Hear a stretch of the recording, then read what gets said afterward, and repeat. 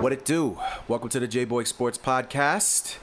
Please like, share, and subscribe if you enjoy the content. If you don't love the content, you can still do those things because guess what? I would do it for you. Make sure that you comment because I love to have conversations in the comment section. Ball is life, so we have to talk about these things. Make sure you hit that notification bell so you don't miss any of our very fine content. And lastly, hang on towards the end of the video because we have some other suggested videos that we know you will love. So make sure you do that. This guy, Shai Gilgeous-Alexander, just continues to keep going and going and going like a Duracell battery, and I love every single bit of it. Recently, the OKC Thunder decided that they were going to really show up for a full 48 minutes. Put the Pacers in their place. That doesn't mean the series is over. That doesn't mean the rest of it's going to be a cakewalk. The Pacers have heart. And if you checked out one of my other videos, you see that Tyrese Halliburton takes things personally, and so do his teammates by extension. So you can't sleep on a group of guys that are hungry like that. But we're talking about SGA in this video.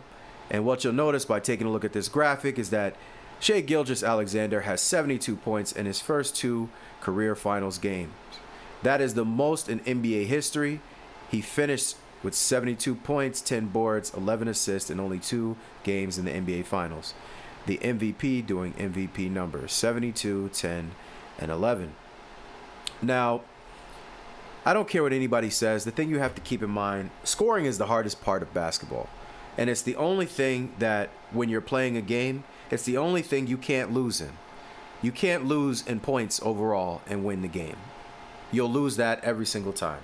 Somebody can out-rebound you. Somebody can out-assist you. They can out-fast break you. They can out-3-point shoot you. They can out-steal you. They can shoot better from the free throw percentage line.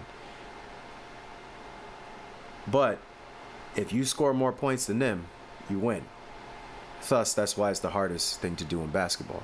And if you look at the great players of all time, the most difficult players to defeat in big games are usually the guys that are really two-way players, but usually are just basically ultimate weapons on offense. So Shai Gilgeous-Alexander is separating himself from these other people that are around him in his era. Because of his ability to score in a multitude of different ways. And specifically, probably the most deadly weapon that he has is his ability to use the mid-range. I think he's really a mix of like a Kobe Bryant and Allen Iverson. He's not as athletic as Kobe Bryant. I don't think he's as agile as Kobe Bryant. I don't think he's as fast as Kobe Bryant. What he is I think he's got more of a shiftiness than even Kobe Bryant had. He's shifty like Allen Iverson. He has a handle that's more similar to that of an Allen Iverson, but he's 6'6". And we remember Kobe once said, we're all fortunate that AI is not 6'6", because if he was, it'd be a wrap for all of us. We'd be in a lot more trouble. And that's how I see Shai Gilgeous-Alexander. SGA he's got a similar bop to that of a smaller player, but he's got the size and the length, pause no diddy, of a player like Kobe Bryant. And he's putting up historic numbers right now, as we can see. He's getting to his spots. And the other night, Wiggins was on fire. I think he had like 7 threes in that game. And all of them pretty much spread the ball around. So when they're all playing well and you can't just collapse on him, I think Caruso had like 17 or so. And Chet had like 15. I think J-Dub had like 19 or something similar to that. I could be off on some of these numbers, so you can fact check me, but I'm admitting that I'm not 100% on. I don't have the box score in front of me, and that's not the point of this video. The point is to acknowledge how great this man's scoring has been, and that it's been better than all of the best scorers in their first, finals games. That's over Jordan. This is over Luka Doncic. This is over Allen Iverson. This is over Kevin Durant. It's over LeBron James. It's over Dwayne Wade in the first 2 games. Wade did some crazy stuff in one of his finals that it was just crazy. But it wasn't the first 2 games. The first 2 games, they were playing the Mavs when he was on the Heat, and they were beating him down when it was him and Shaq. They came back, and then he was averaging like 37 points a game in the comebacks. Something crazy. But you see here that, like I said, Gilgeous-Alexander is putting up historic numbers. But the thing that's interesting about him and that I love about him and why it's easy for me to relate to him is he doesn't just put it all on himself. He's not cocky. So if you take a look at this graphic, the second graphic here, what it says is, no one man show achieves what I'm trying to achieve with this game. I'd trade the points for 2 W's for sure. And so what he's saying is that you need your team, but we're not out here worrying about how many points I'm going to score. We're worried about how many games we're going to win. We're worried about how many championships we can hang in these rafters. And that's the mindset of a champion. SGA, as I've said before in some of my previous videos, has the ability to surpass some of the other greatest players of all time. Giannis and Joker are ahead of him right now overall because they have championships. He sees that they have championships. But I don't think that's where this ends for, say, Gilgeous-Alexander. I think SGA is taking the long way home. And he's going to take that long, hard, straight way home. Pause, no Diddy. That was diabolical. But stay with me. He's going to take the hard way. Right? And the hard way is you build up your team. You become a great leader. It's not just about you, but it is about you. And you take them home and you win these championships. And you don't stop at one. But you don't tell them that. You don't get to Miami on those super teams and be like, not 7, not 8, not 9. Nah. We like them nice. We like to keep them guessing a little bit. We like to say, you know what? My goals exceed what your goals are. My expectations for myself are beyond what you could ever fathom. And you let them guess a little bit. And you worry about the work that you put in to get there.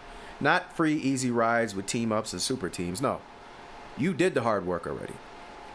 We've already done the video where I showed you guys where SGA was like, listen, I know that we're not going to keep losing like this. So he was here through the hard times in OKC.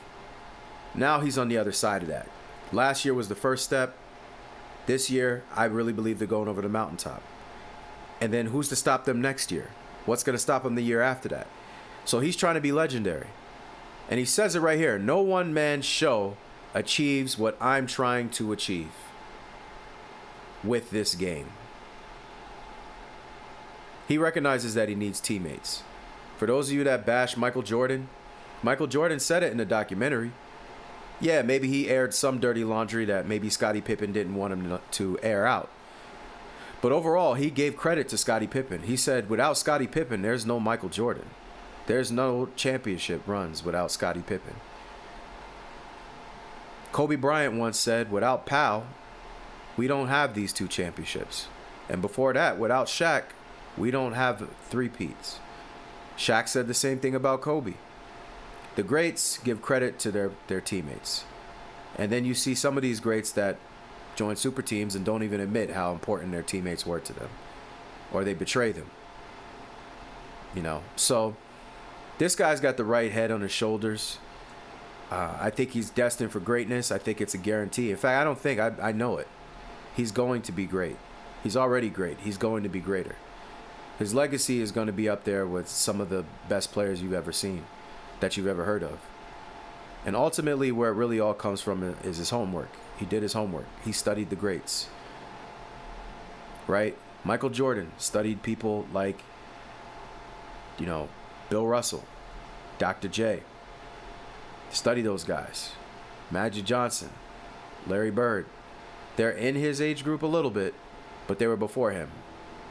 He studied them. Wanted to figure out how to beat them. Kobe Bryant came after him. Kobe studied him, studied Jordan. Tried to figure out how I could beat him, how I could be better than him. And now you have the SGA following in the shoes of all those people in front of him. But he took the long way home. He took the route less traveled. You go to a team, you suffer with that team, you bleed with that team, you cry with that team, and then one day, all your bruises heal up, all your tears dry up, and you're winning, and nobody can stop you. But you're not winning by yourself. You're winning as a unit. You have a squad. A squad can't nobody touch. And the next thing you know, you're a part of a dynasty. Too many of the guys that play nowadays can't relate to that. They don't know what that feels like. But I believe in this team, the OKC Thunder, and I believe in Shai Gilgeous-Alexander. And I believe there's a dynasty loading. So we'll wait and see. But I like what I see from him with the 72 points, and I like what I hear from him. He would trade the points for the W's. Let's get these championships, buddy. So thank you very much for listening. What do you think? Do you think SGA is just talking out of his behind, or he's really about that life and he's trying to make a dynasty here?